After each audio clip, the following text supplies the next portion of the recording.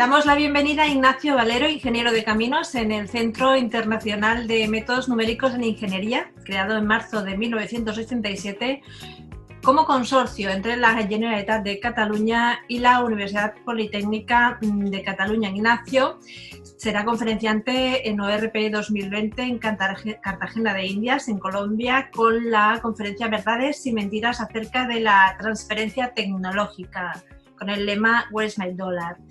Pero antes de esto quisiéramos preguntarle sobre un poco el lema de ORP 2020, que es la paradoja predictiva, en la que pues desgraciadamente estamos inmersos en una precisamente paradoja predictiva, porque hay una pandemia, estamos confinados por pandemia y ya hubo predicciones al respecto. Se puede poner el ejemplo de Bill Gates, quien en 2015 anunció que el verdadero peligro para la humanidad sería una pandemia global.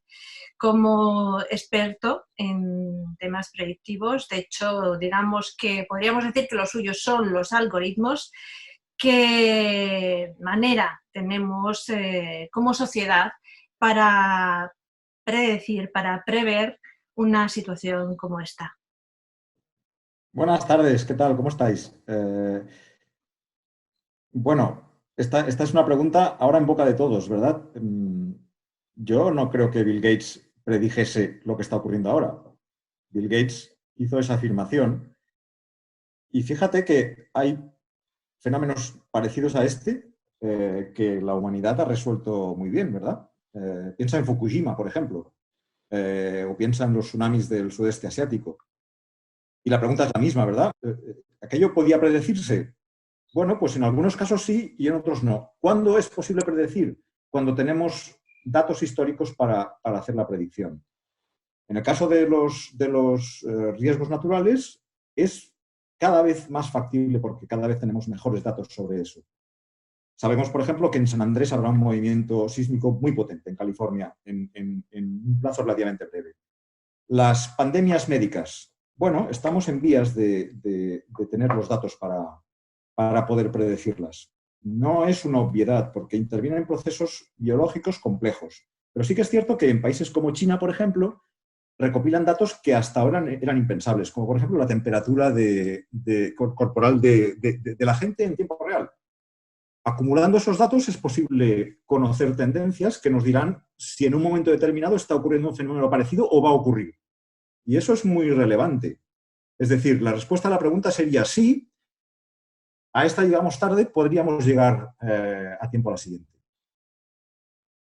Su conferencia en ORP Conference incluye una pregunta muy curiosa. Where is my dollar? ¿Por qué este interrogante? Porque, usted también es especialista en administración y dirección de empresas y en investigaciones de I+D para creación de proyectos, especialmente, por ejemplo, spin-offs.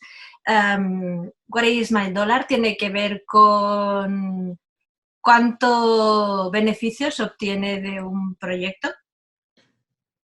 Es que lo contrario no tiene sentido. Es decir, si investigamos exclusivamente para hacer ciencia, lo que denominamos ciencia básica, conocimiento, bueno, es adecuado que haya una base de conocimiento, un fondo de conocimiento sobre el que se fundamente el edificio técnico, tecnológico, científico de la humanidad, pero llega un punto en el que es necesario transformar las ideas en dinero.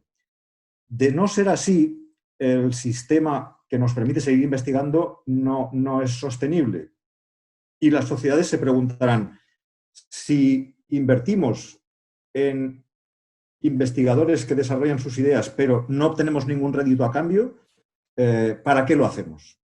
Invirtamos en mejorar el sistema de salud, por ejemplo. No, es necesario transformar en dinero las ideas.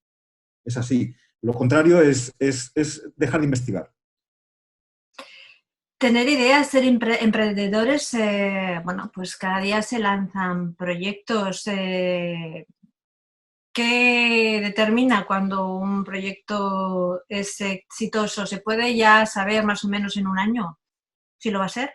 Eh, seguro que habéis oído esta frase que decía Picasso siempre, y mira que yo al personaje no le tengo una estima especial, pero lo decía y tenía razón.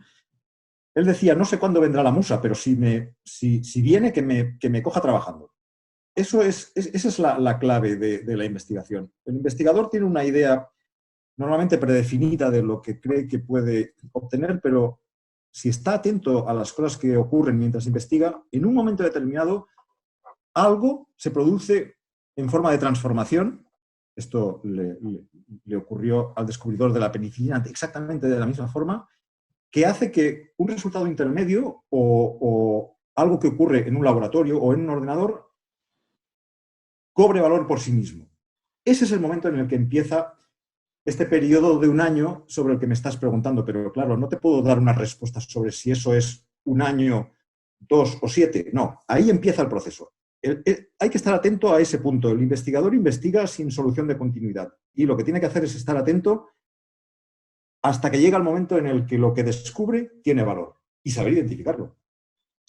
Bueno, tenemos ideas, pero nos faltan pues algunos ejemplos. Usted intervendrá en Colombia y pues sería bonito y agradable conocer algún ejemplo breve de lo que podrá exponer o va a exponer en su conferencia, para abrir boca. Eso es. Bueno, está bien. Estamos encontrándonos a ejemplos absolutamente maravillosos de esta idea que acabo de exponer. Uno de ellos, por ejemplo, proviene del campo, y lo explicaré en Cartagena en detalle, del campo de la salud, y ha acabado en el campo de los contenidos más media y de los videojuegos. ¿Por qué ocurre algo así?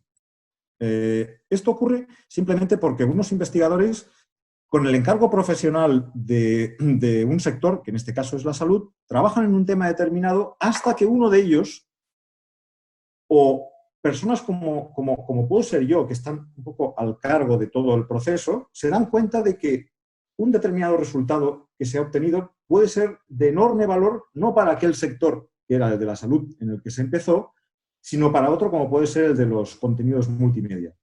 Y entonces empieza el proceso que llamamos de transferencia tecnológica, porque aquello que no es de valor para el sector salud, sí que lo será para otro. Por lo tanto, hay que transferir la tecnología de un sector a otro y ponerla en valor. Ponerla en valor significa, y por eso hago esta pregunta de ¿dónde está mi dólar?, ¿no? Pues mi dólar está en lo que me dará el sector, en este caso, de los contenidos, por aquella idea que yo he tenido, porque son ellos los encargados de desarrollarla a partir del momento en el que me den el dólar que a mí me falta para seguir con lo anterior. Pues nos quedamos con esos pequeños puntos, esas pequeñas ideas, ese valor, equilibrio y prudencia que apunta Ignacio Valero, a quien veremos el 18 de septiembre en Cartagena de Indias, Colombia. Hasta entonces. Será un placer estar ahí con vosotros. Muchísimas gracias.